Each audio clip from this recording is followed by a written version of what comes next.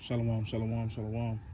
The brother Kadar Malak from the Champagne GMS camp. First and foremost, I want to start this off by giving our praise, honor, and glory unto Yahweh, Bashem Yahweh Shah, Bashem Rakah Kodash.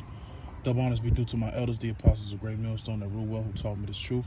All right, salutations to you brothers out there pushing this truth with all truth and sincerity. All right, to the elect, to the Akwath, out there listening and learning from the husbands. To you, I say shalom. And this is, something that was just on my spirit. I want to bring out how we should be meditating upon our precepts. All right, daily. We should be meditating the precepts, man. We should be really thinking about what's coming, to this earth, man. Because, though we may go out and prophesy, week in and week out, all right, through the spirit, hey, throughout the rest of the week, we working, we're living in hamster world, we working and, we're going home, going to the grocery store, with, dealing with our, Eves or whatever the case may be. Everything, we should be looking at everything in the spiritual aspect, from, when we're at the store, from when we're at work, this is something Apostle Tahar, said a few years ago in one of his lessons, man.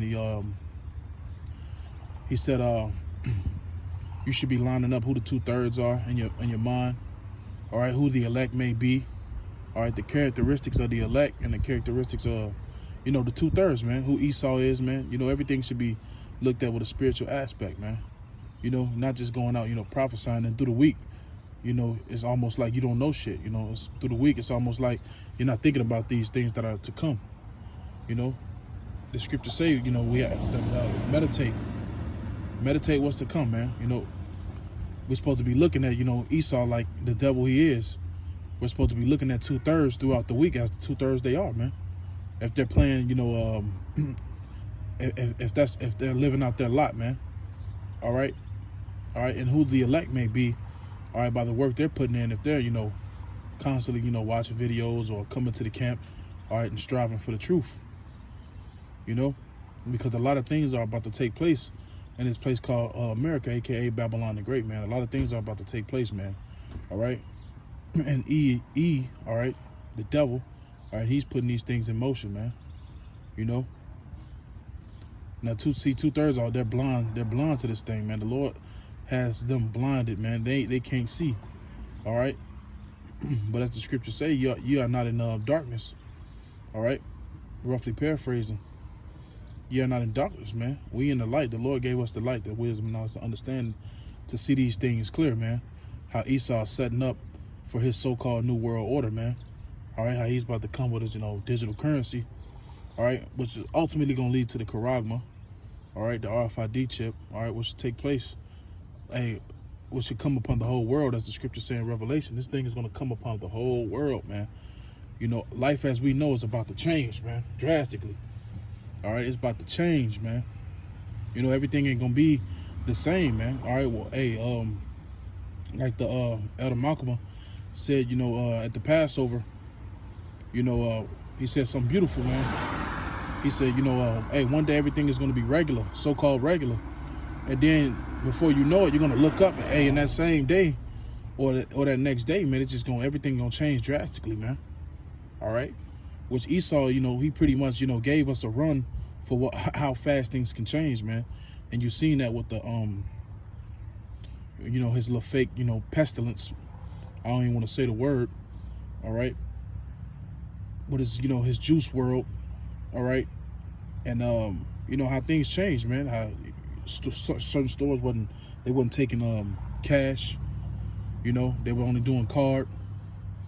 How some places you couldn't go in, all right, if you didn't have that, juice world, or that young Jeezy, as we say. All right. Certain things, you just couldn't do. All right. It wasn't as convenient for us, man. And ultimately, that's going to really come, man. It's going to really come. The time going to come where we may not be able to go buy food, or we may not be able to go home. All right, depending on the situation, he was already, kicking people out the houses, man. All right, and the scriptures say, in that day we should be as pilgrims upon the earth, man. When you look at pilgrims, what do? They travel. All right, some of our brothers, we're going to be on the move. All right. And these are things you got to imagine, throughout the day, how everything is about to change. You know, it's about to be a great transition, man. A great transition, man. All right. And if you're in this truth, all right, and you believe and claim to have the knowledge and wisdom and understanding of Yahweh Shem Yahushua, it's gonna be a transition for the better. You know, it's gonna be a transition for the better, man. All right. Because, man, I ran into a beautiful scripture yesterday, roughly paraphrasing. It says, you know, we get glory through tribulation, man. All right, so though this hell may come, though the tribulation may come, that's when the glory comes, man. All right, and humility before honor, man. You know, so as long as we continue to, you know, strive for this truth, all right, until death, all right, and continue to meditate on these things to come, all right, this thing won't be a surprise. It shouldn't be a surprise when these things happen. All right, you shouldn't just be sitting in the house playing the game all day, all right, whatever the case may be, or under your woman so damn much. When you finally get the news, it's a surprise. It shouldn't be no surprise, man. All right, because Second Esdras, the 9th chapter says we ought to measure the time diligently in itself. All right, you measure the times, all right, with the times we living in, and with the news and with prophecy. All right, so you shouldn't be surprised when these things are to come. You know.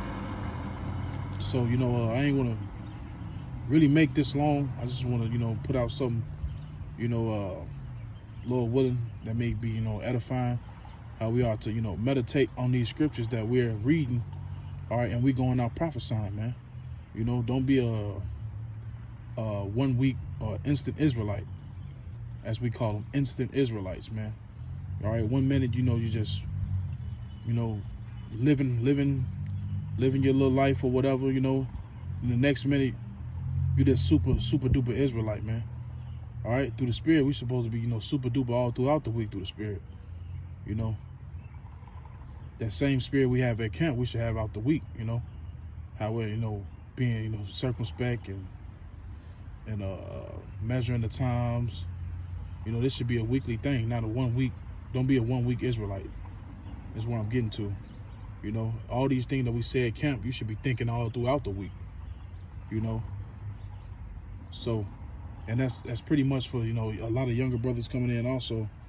You know, hey, we can't do enough for the Lord. All right, so, you know, don't for 1 second think, you know, just because we go out, you know, once a week or twice a week, whatever the case may be, that, you know, we're fully locked in with the Lord. Yeah, we have faith. All right, that, you know, if we're doing this work, we're gonna get rewarded. All right, but, you know, we can't do enough for the Lord. So, you know, hey, in all things we have to be, you know, diligent, man. As far as going out, doing shows, you know, studying to show ourselves approval, we have to go hard for it. You know. You know, don't think that 1 week just make you, you know, so much better than everybody else, man, because we don't know, hey, if we're part of that number. All right? You know, we're striving to get up out of here, you know. But hey, we're not saying we the elect, you know, and not to get off topic. But, you know, we ain't saying, you know, just because we go out, the Lord is going to save us. We just hoping, as the scripture say, we're prisoners of hope. All right? But, you know, getting back to the point, man, think of these things that are to come. All right? So, with that, give all praise, honor, and glory unto Yahweh, Shem Yahushua, Bashem Kakadash. The honors be due to my elders, the apostles of Great Millstone. Until next time, I'm going to say shalom.